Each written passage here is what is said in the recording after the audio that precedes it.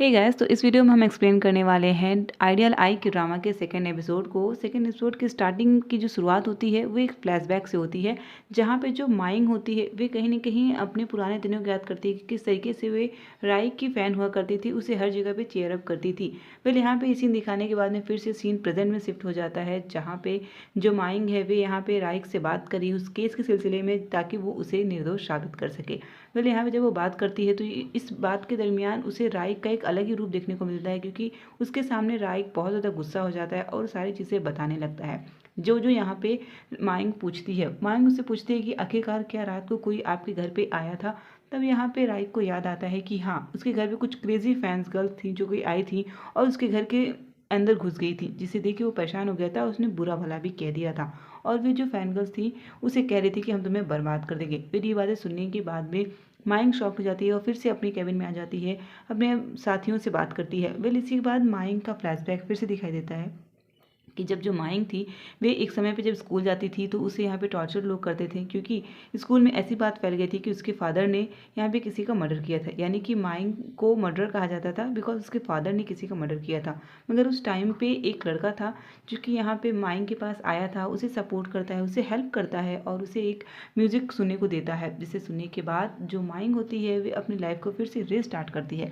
Well, ऐसा लगता है कि शायद वो जो लड़का था जिसने माइंग की हेल्प की थी वो कोई और नहीं बल्कि राइक था, और इसी वजह से राइक को बहुत ज़्यादा सपोर्ट और पसंद करती है माइंग। वेल, यहाँ पे माइंग की फ्लैशबैक की स्टोरीज देखने को मिलती है। फिर यहाँ पे फिर से कहानी प्रेजेंट में शिफ्ट हो जाती है और अब आप सभी देखेंगे जहाँ पे जो माइंग है वे अब फिर से यहाँ पे पहुँच गई है राइक के पास में अपने इसी केस के सिलसिले में।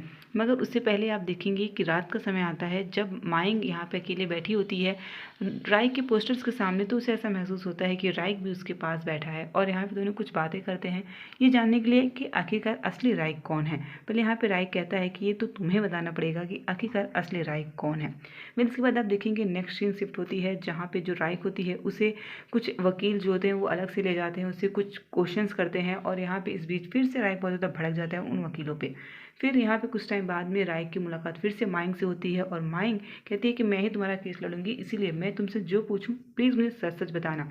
और वो कहती है कि क्या तुमने सच में मर्डर किया है अपने फ्रेंड का। बट वो कहता है कि ऐसा कुछ भी नहीं है, मैंने ऐसा नहीं किया है, मुझे फंसाया जा रहा है। जिस पर यहाँ पे माइंग कहती है ठीक है तो मैं तुम्हारा साथ ज़रूर दूंगी।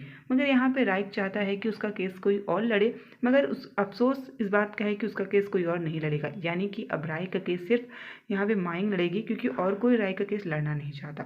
बट इसके बाद आप देखेंगे जहाँ पे माइंग जो होती है वो उसी जगह पे आती है जहाँ पे ये सारे जो सिचुएशन हुए होते हैं, मर्डर हुआ होता है, वो उसी घर में आती है। फिर से सारी चीज़ें जानने के बाद वे उन लड़कियों से पूछताछ करती है जो कि उस पिछली रात को उसके मतलब राय के घर पे आ गए थे।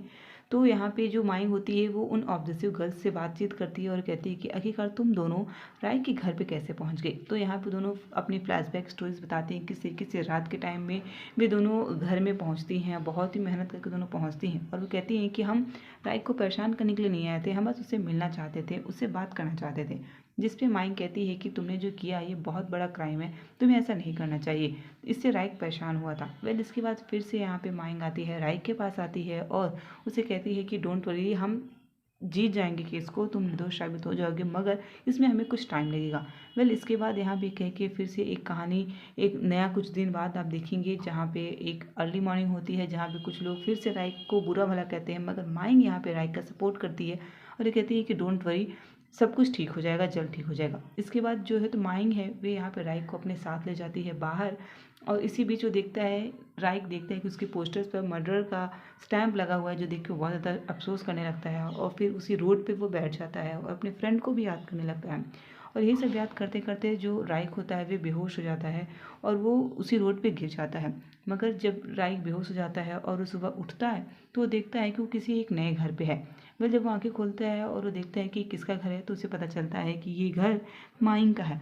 और माइंग कहती है कि वेलकम टू आवर हाउस, यानी कि माइक जो माइंग होती है वे जानबूझ के राइक को अपने घर लाती है ताकि यहाँ पे राइक जो है थोड़ा सा रिलैक्स कर सके, जो भी उसके साथ इतनी प्रॉब्लम्स क्रिएट हुई हैं उसमें वो थोड़ा सा आराम कर सके।